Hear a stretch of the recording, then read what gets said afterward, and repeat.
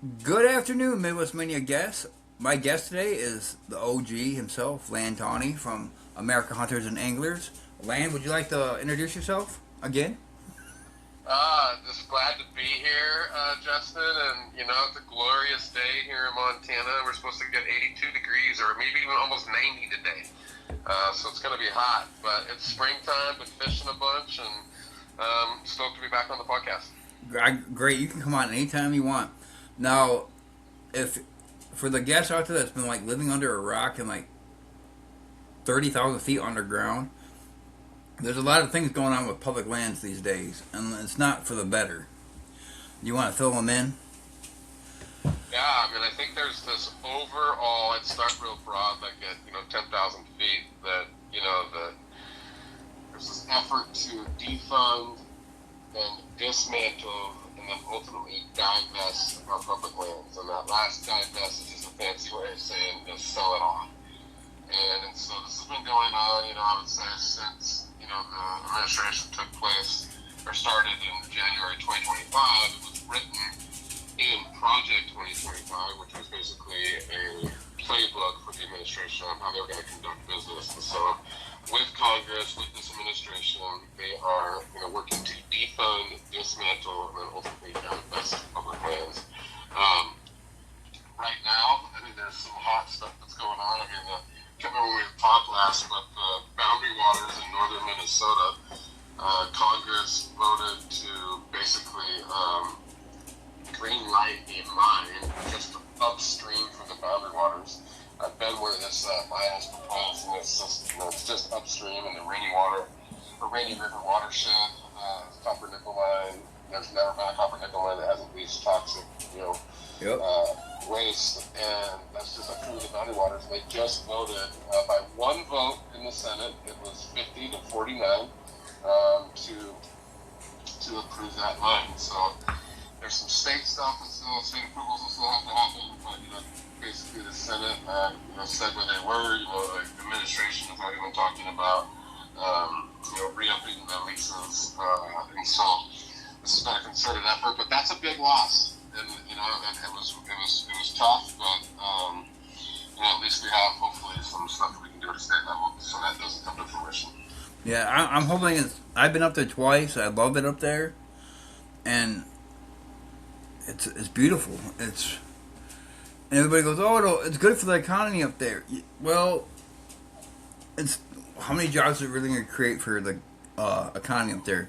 Not many, because like you said before, they're going to bring in their own workers. Totally. Yeah, this is foreign known Chilean billionaire, and there's already, up there in the boundary waters, the recreational economy is $79 million every single year. Yeah. So that is not nothing. If you go to Ely, Minnesota, which is kind of one of the I guess.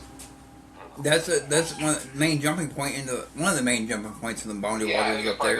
It's like the main jumping point. You go down Main Street, and what do you see? I mean, there's tons of businesses that are, just related to the boundary waters. And you have people that live up there just because they like going into the boundary waters, and they, can do their work remotely or whatever it is now in the modern age. And so that's a tough loss, but, again, I hope that we can stop this, with the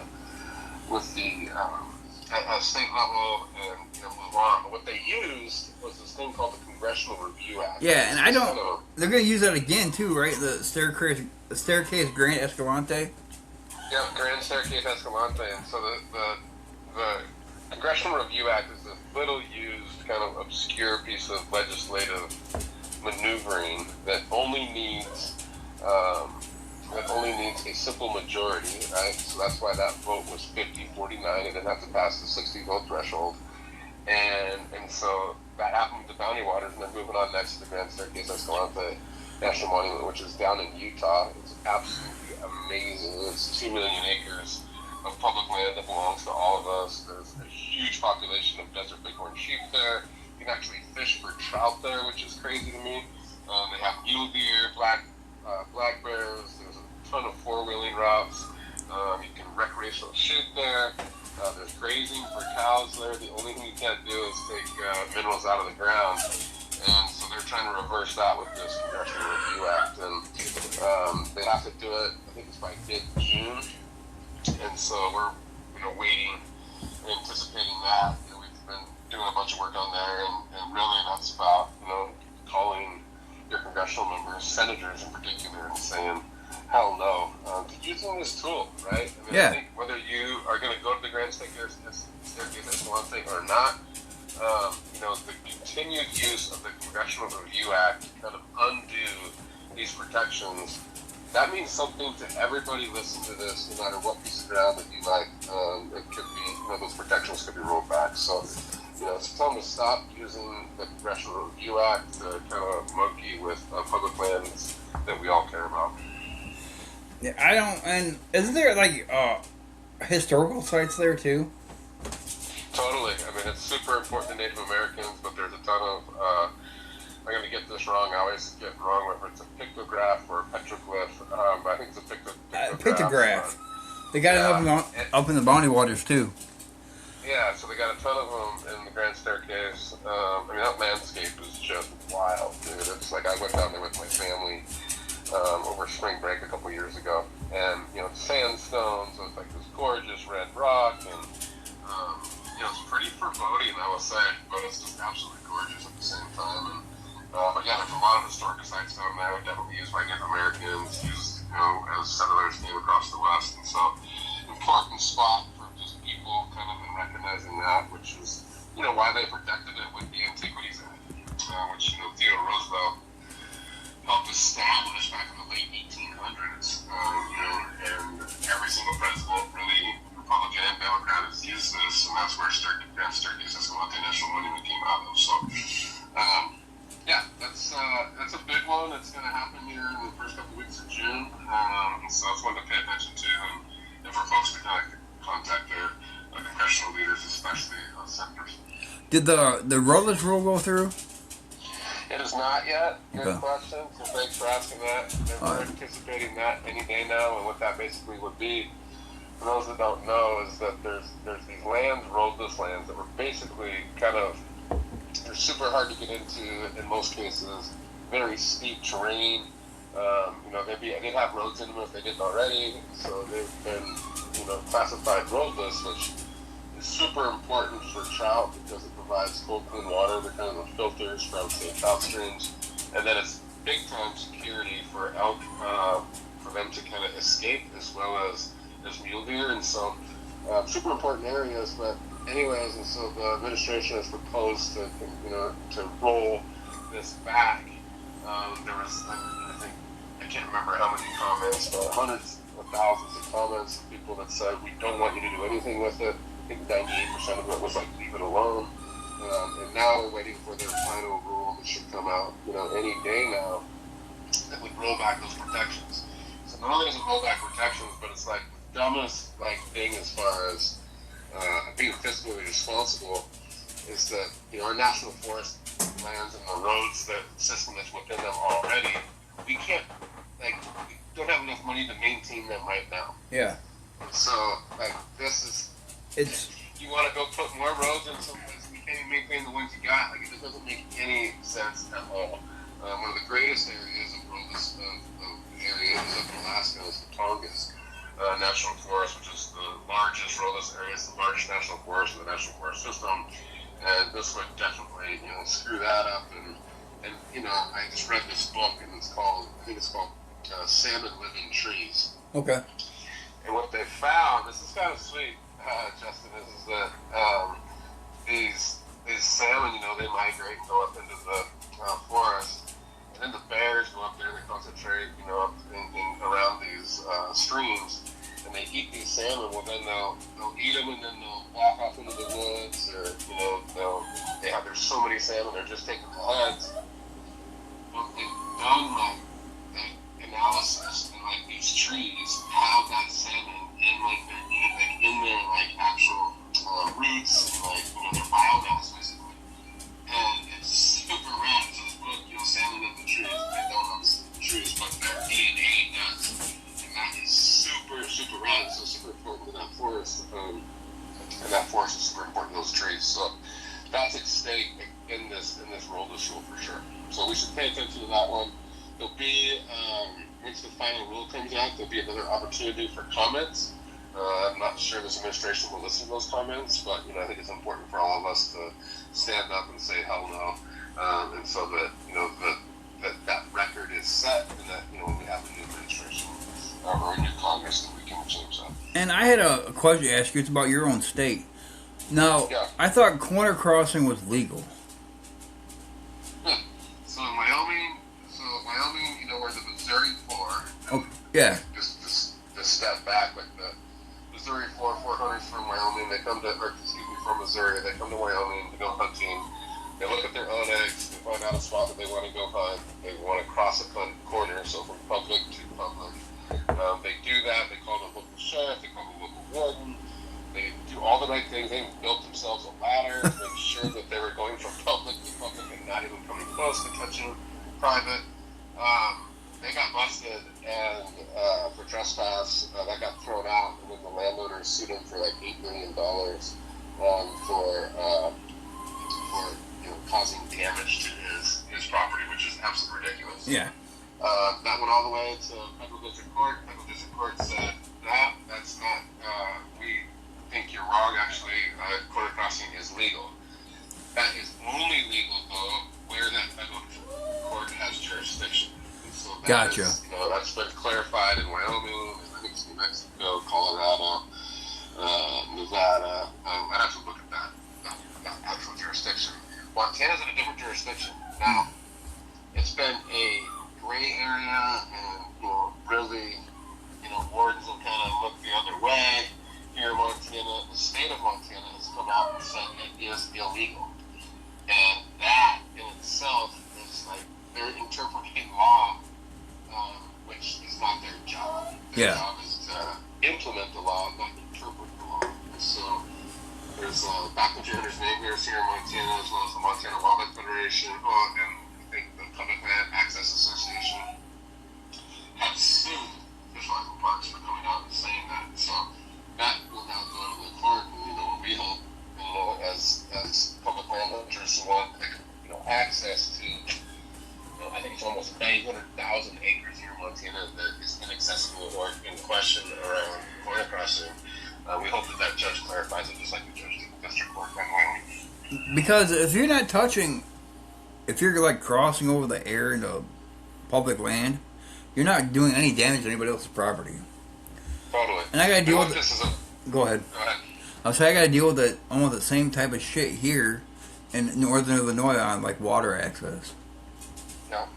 Like there's streams that if I go the next county over from me on the same river, I can't anchor because they own the river bottom. Yeah. It's just dumb. But It's, think about that 900,000 acres I was talking about here in Montana. That's basically the backfield private land, right? They can run that like it's theirs. And I can understand kind of that perspective, but at the same time, that 900,000 acres belongs to me, belongs to you, belongs to any American, and it's not their private land. So, we should have access to it.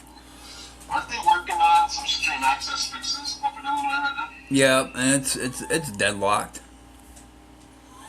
It's like not really going anywhere. Okay. Well, that's unfortunate. We'll hope the people will demand that it actually does go somewhere. And then we have like we have this great. It would be almost like a blue ribbon trout stream like in Montana, but it's like for smallmouth here, and they want to put a data center right on it. Yeah. These data centers, man, that's a whole other issue, but that's happening all over the country, and that's a bunch of billionaires basically telling the people to deal with it. We don't care if it takes all your clean water. We don't care if it uses. We think they're putting one in Wyoming. They're putting one in Salt Lake, just outside of Salt Lake in Utah. They're going to take more energy than the whole entire state uses already. That's like absolutely ridiculous to me, and that we're just, it's being shoved down our throats. I think that, we're going to do a post about this, I think, next week, but, it's happening all over the country. You should send me info on that one. I will. It's, I'll pull up the article, and it's like, and they try to, like, fast track it in, too, without, like, the people that live in that community, without them even knowing. Well, totally. Well, what they're doing is they're buying off like county commissioners too, right? Yeah. Like, and so these county commissioners are making decisions without listening to their constituents. And I guarantee they're all going to lose their jobs once they have to be voted on again, but that might be too late. And so, the more noise people can make, the better around these issues. The one in Utah is, it's Kevin O'Leary from Shark Tank is behind that, and, big time billionaire. And, it's the only thing that we have is the people's voice, and that's really on any issue we talked about today. And it's our job to step up and say no. And like I can add something to that. There's a distillery that's adjacent to like my property, and it's like first of all, we didn't want it. The community around us didn't want it. We're a bicentennial farm across the road from our house, and it literally backs up to their property. They were trying to annex the land to come out and have a drive to their party area. I don't even know what the proper term is called. It's like a big gazebo thing. Or they wanted to have stay open till 4 a.m. at night or 4 a.m. in the morning. And that where their drive was proposed, it would be like right at my front door. So that didn't fly. The county didn't want it. The city didn't want it. He was trying to have the city annex like 100 acres of like the neighboring land around here, so he could bring in city water and city sewer out here. And yeah, it ain't good. The county finally passed it, but I think it's because they slipped money into somebody's pocket. Because they didn't want nothing to do with it at first. But we got him down to he only can produce so much barrels of whiskey. Because I don't know if you know about that. If they're whatever they distill in, if that water leaches into the groundwater, it can contaminate the aquifer underneath. Which, we got this saying in Montana, whiskey for drinking and water for fighting.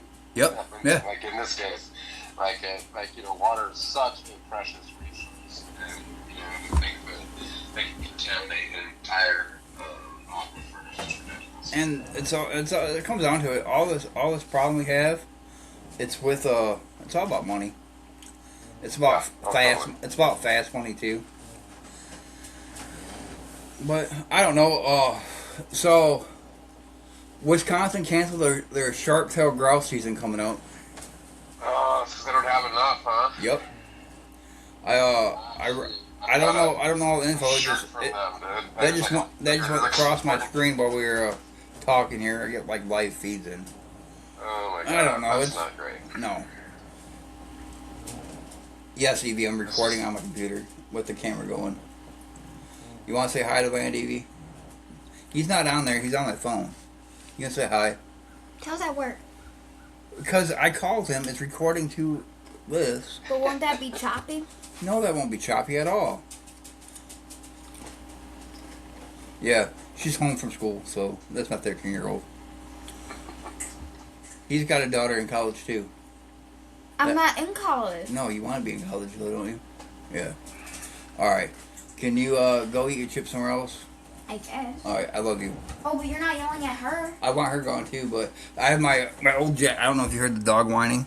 That's my old Jack Russell. I'm in the dining room. She thinks I'm eating food. She's 19 years old. So she's blind. So, yeah, take her out of here, Evie. No. I can't turn off the camera. But yeah. So you've been to any cool places lately? I know you travel like Washington a lot and all that stuff. Yeah, man. I've been.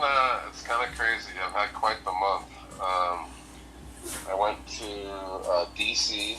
and then I went to Chicago on my way home from D.C. Oh, you're about 65 miles away from me.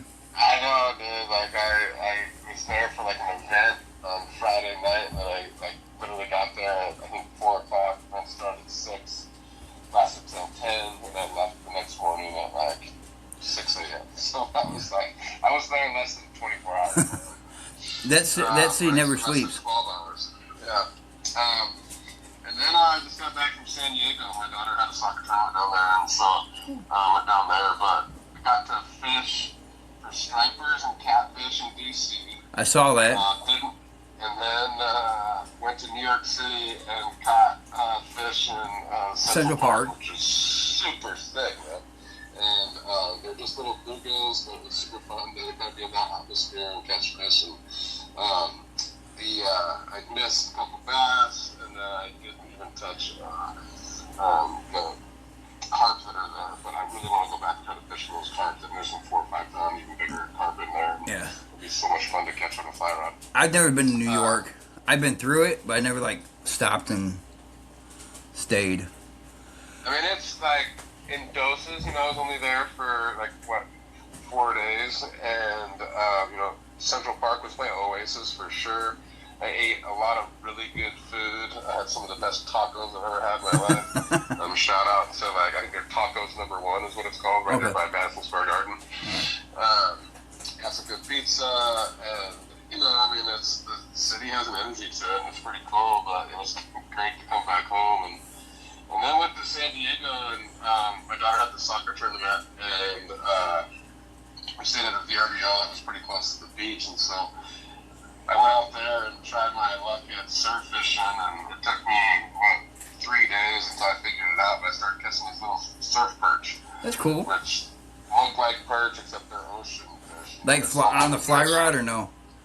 No, I took my it's this company called All Rod, and they've got these rods that you can put it's a spinning reel.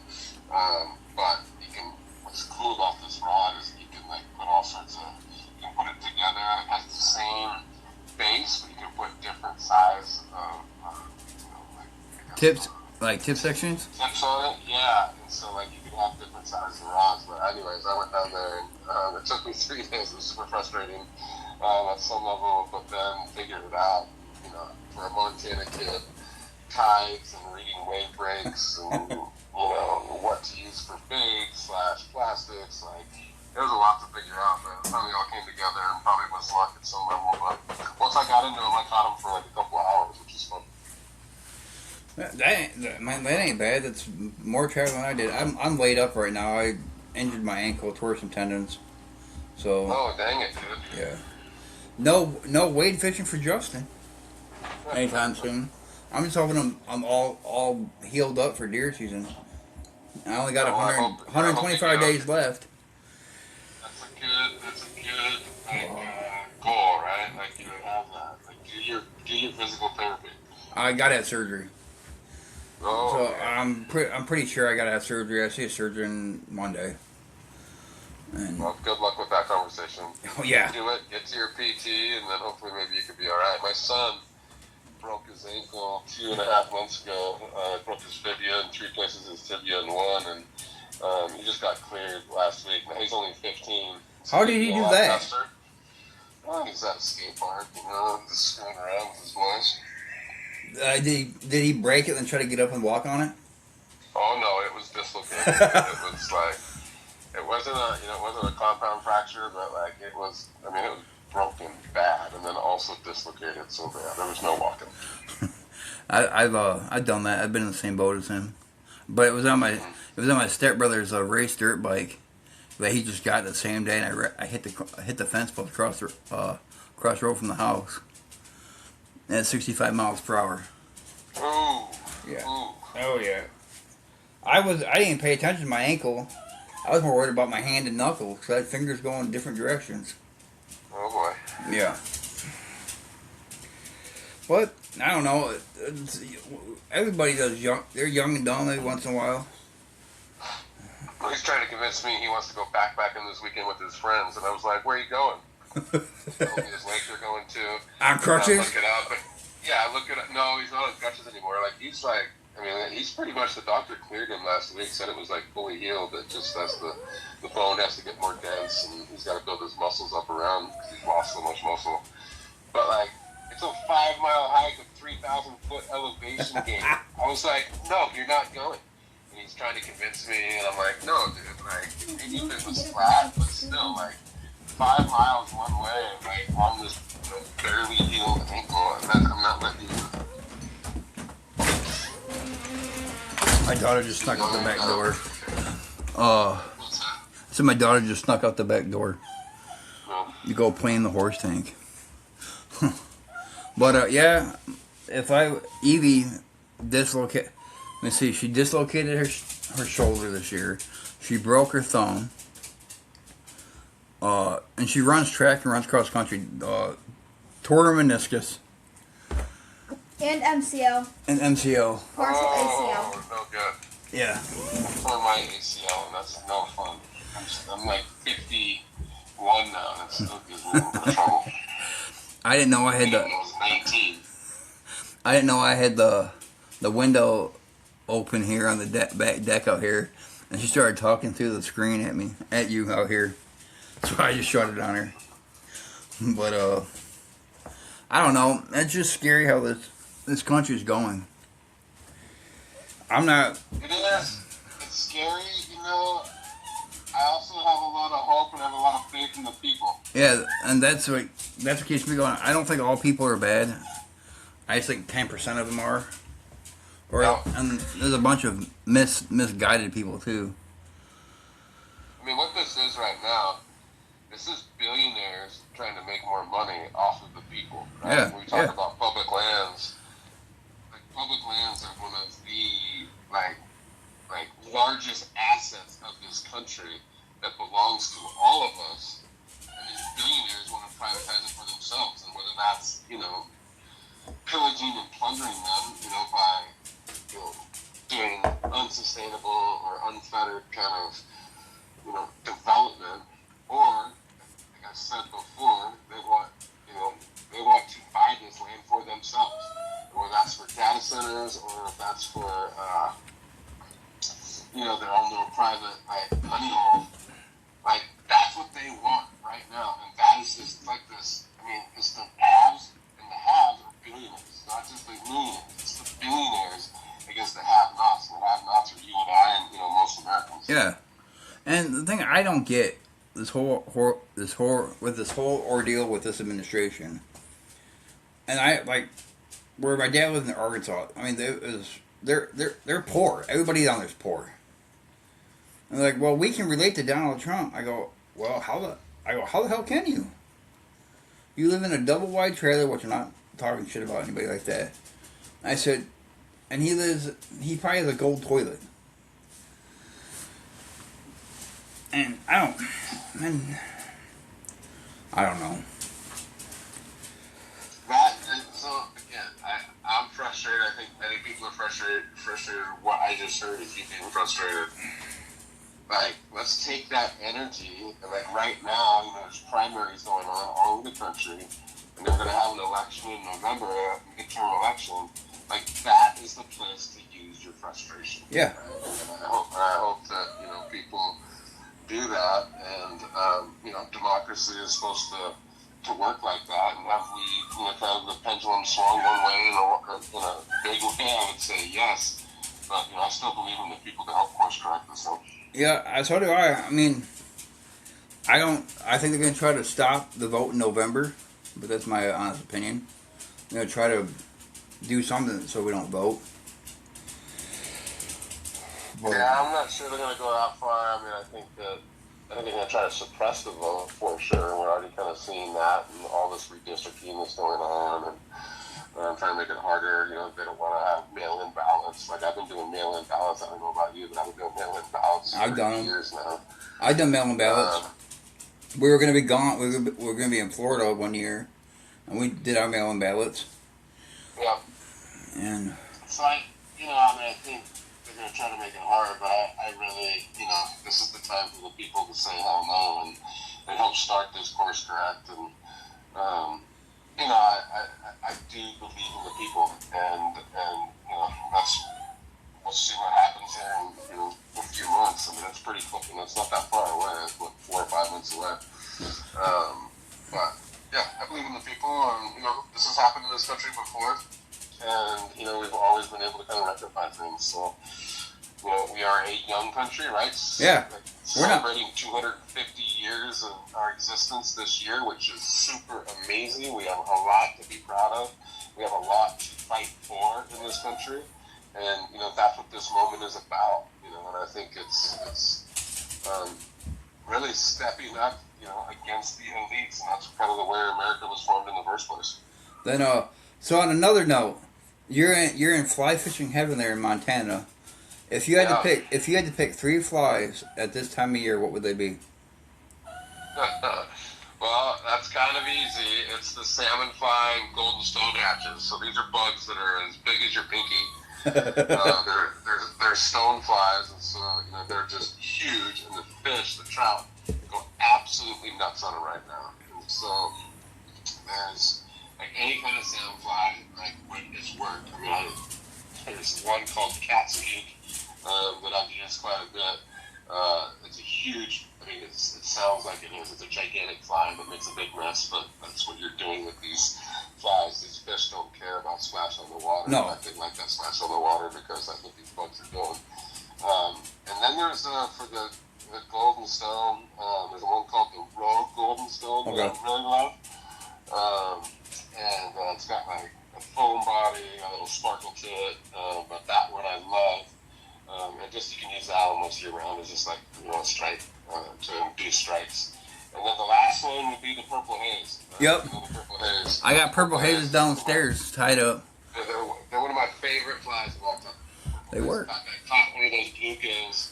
I was in New York City. I was catching them underneath on nymphs. And I was like, let's see if I can catch one on top. And I threw a purple haze on there. Boom. Bluegill on top in Central Park. Now, is your purple haze? Do they have somewhat of a foam body? No, not at all. Like these are pretty, compared to those stone flies, those are real big flies. The purple haze is more like, I think, like royal wolf size. I was telling Chubby Chernobyl last time I was in Montana. The only time I've been to Montana. Chubby Chernobyls in like a size 10 to 14 for brook trout on Lather Creek in Yellowstone. And yeah, I was going for quantity, not quality. Oh yeah, I mean if you're fishing cutthroats, they're voracious, and they're not too picky. I didn't. The bad thing is, all I caught there was brook trout and rainbows. Interesting. No cutties. Interesting.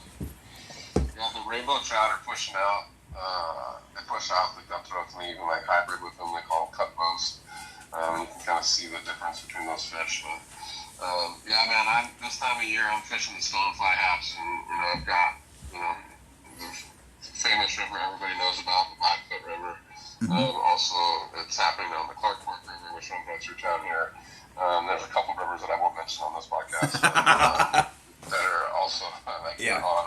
I was going to go this weekend, but it's set to rain, and that rain's going to bump everything up, and you want like a steady drop of, like when I say drop, like cubic feet per second, like you want that to be down for like 3 or 4 days, and then for it to get warm out, and then the bugs will go nuts. And so I'm hoping to go next Wednesday, and at least I've got plans. My daughter graduates from high school next Saturday, but I'm going to be going out on Sunday. So I got some plans in the works, is what I'm telling you. Yeah. Alrighty. I'll be quiet. Open the window back up. But yeah, we're at 33 minutes. I'm trying to get Hell Herring on here with you. Because you guys obviously worked together in the past, and we're pretty much all on the same page. Then there's other things I won't say on the podcast I've heard about why the national parks were I almost said invented, but why the national parks were started. But I'll talk to you later about that. It's way out there. I want to get your opinion on it, but it sort of does make sense. But I wanted his opinion on it too. But he's a big cryptid guy too.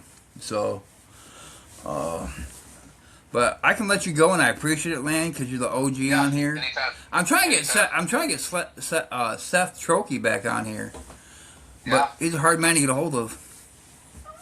Well, so I do a podcast with him too. I like Seth. All right, I'll get in there, but I appreciate it, Land. Keep up the good fight. Hey, do you want me to tag American Hunters and Anglers in this when I go and drop it on Yeah, YouTube? Okay, I got it. Yeah. All right, thank you. Cool. Yeah, thank you. Talk to you. Have a nice day. Bye. Bye. And that wraps it up. Remember to check out our sponsors at VPA, also known as Vantage Point Archery. Use Midwest Mania 10 at checkout, save 10%, and Compton Traditional Bow Hunters. One of the National Traditional Bow Hunting Organization. They've been around for a long, long time. You get a membership. You get this this magazine 4 times a year. Very family oriented. Great. And check out, if you're into traditional bow hunting, check out my 2 buddies. Shane from Great Plains. Exquisite. Again. Great craftsmanship. I can't talk today. And check out Kurt Demley from Intrepid Longbows. Remember, do what you love. Life is too short. Peace. See you next week. Have a nice day.